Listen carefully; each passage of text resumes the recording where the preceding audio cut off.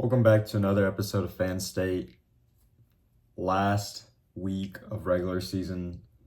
Let's dive right into it, starting with last week. Last week, we had some pretty important matchups in terms of who makes playoffs and who doesn't.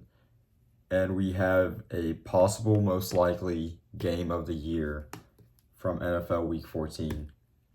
So the first matchup we want to go over is DeMardiac Arrest versus Seabass's Shiver.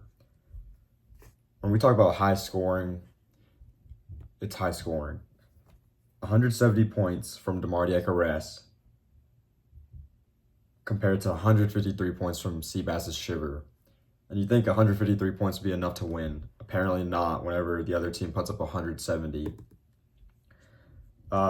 Great performance from Puka Nacua, Sam Darnold, Cooper Kupp.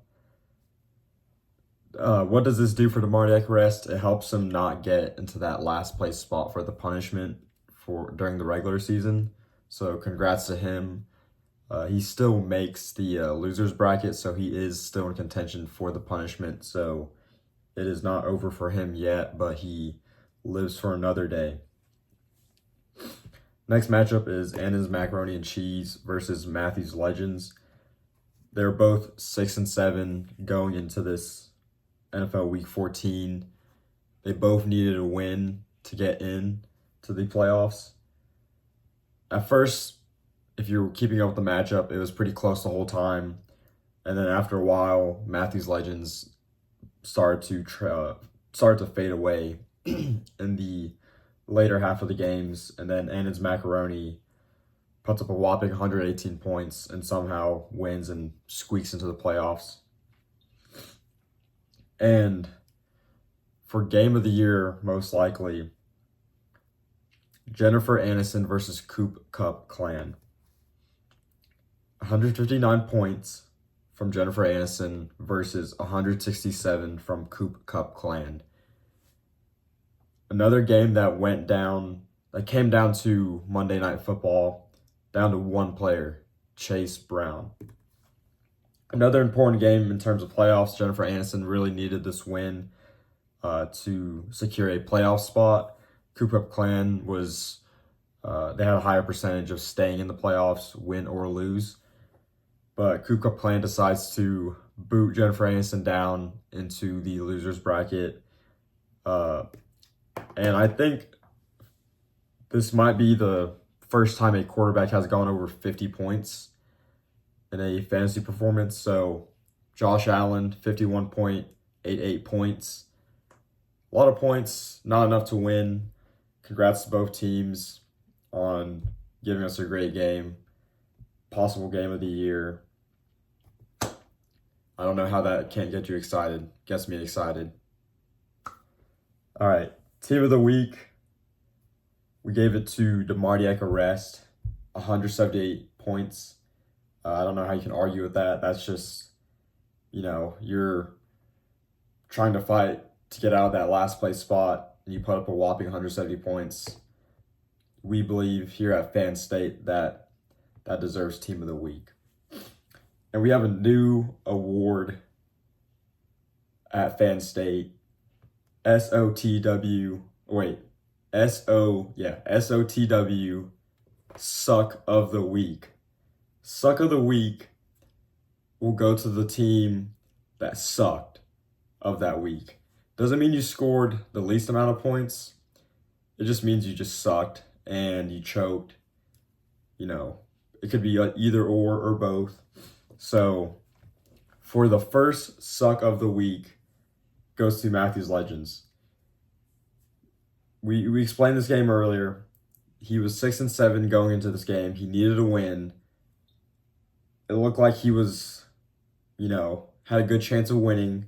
All of a sudden, only puts up 101 points and then loses a spot in the playoffs and now has to compete in the losers bracket. So congrats to Suck of the Week, Matthew's Legends. All right, let's dive into the MP poll. Wasn't that much change in the MP poll. Might have been the most probably easiest MP polls to read off of. I think we only had 4 teams move in the MP poll. So let's just dive right into it. So at number one, you have Daddy's team. I know they only put up 106 last week, but he had some of his main players underperform. We don't think that's gonna stay the same, so we still see him as the number one team. And then people number two, Seabass's Shiver, and then number three, Steelers of Joy. My opinion for them people, I feel like 1, 2, and 3. It's more like 1A, 1B, 1C. All three of those teams can score points. They're all interchangeable. Rosters are very different in terms of how you see them. Like Daddy's team is very loaded from top to bottom. Seabass's Shiver has really strong star talent, but he also has some weaker players. And then Steelers of Joy has players that are very consistent in terms of scoring. So, moving on with MP poll, number 4, Jennifer Aniston. We have them. They score points, didn't make the playoffs. Number 5, Coop Cup Clan. At number 6, we have Diggs in a Blanket. At number 7, we have the team we shall not name here at Phan State. At number 8, we have Matthews Legends. At number 9, DeMardiac Arrest. Number 10, Team McElhaney. Number 11, Annan's Macaroni and Cheese. And that leaves you at number 12 for another week, First Down Syndrome. When you're looking at the MP poll, I feel like a lot of the teams in the bottom half, excluding number 11 and number 12, I feel like when you look at the 7 to 10 range, all those teams are pretty close. All those teams can also just score a lot of points out of nowhere, or they could also score just like under 100 points out of nowhere. So, very dangerous in terms of those teams down there. Let's get into playoffs. So, we wrapped up regular season. What a great season. A lot of drama, a lot of teams going at it. A lot of drama, especially with the coaches too. So, let's see how the playoffs rounded out. So, in terms of playoffs, we have in the first round, Seabass's Shiver and Daddy's team on a bye. And then for the winner's bracket in the first round, we have Diggs in a Blanket versus Coop Cup Clan. Your 4 and 5 matchup. Both teams can score a lot. Right now, Coop Cup Clan has a higher projection, but also Diggs in a Blanket could also just go off for a bunch of points. And for our next matchup in the first round of playoffs is Annan's Macaroni and Cheese and Steelers of Joy. Personally, I think Steelers of Joy is going to blow out Annan's Macaroni and Cheese. And we aren't doing a prediction segment, but that's just what I think about this matchup in the first round. But you never know. Every team's in there. They have a shot, so we'll see. So the more important side of the playoffs, in my opinion, is the consolation ladder. We have 6 teams. They're all playing each other. There's no one on a bye. Pretty much everyone here is competing, excluding Team McElhaney. Everyone here is competing to not get that other last place spot in the for the punishment. So, first matchup, we have Jennifer Aniston versus the team we shall not name here at Phan State. Good matchup. Both teams have been scoring a lot of points consistently in the past 2 or 3 weeks.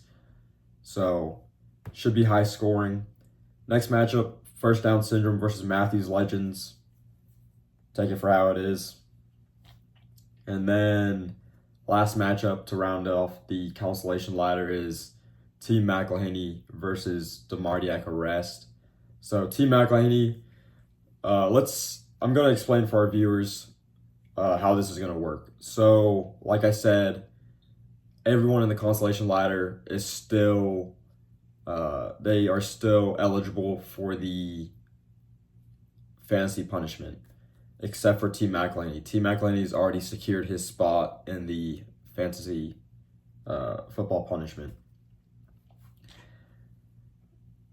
So everyone is trying to win their game and also score enough points so they can hopefully, if it comes down to a tiebreaker, then we'll go to points for, and whoever has more points for is how we'll settle tiebreakers.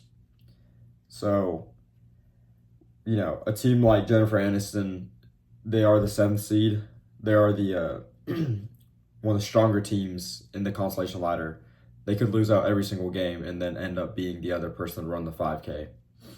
So everyone here still has to try. No one can just sit and, they're like, oh, I didn't make the playoffs, now I can just sit and relax. Like, no, everyone still has to try.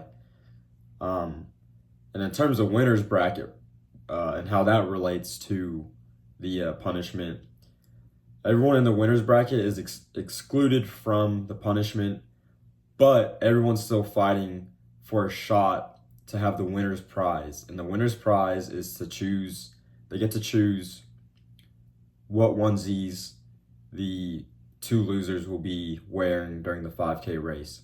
So it also gives people incentive to still try in the winner's bracket.